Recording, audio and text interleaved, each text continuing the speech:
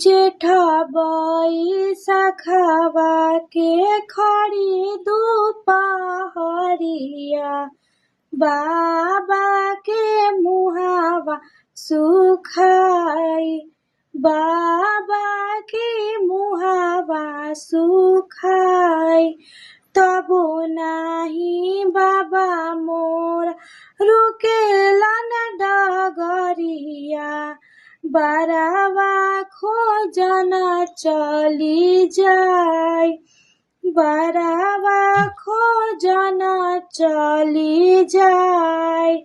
बारावा खोजिया बाबा घर के लवटले, आमा पूछली अगराई, आमा पूछली अगराई।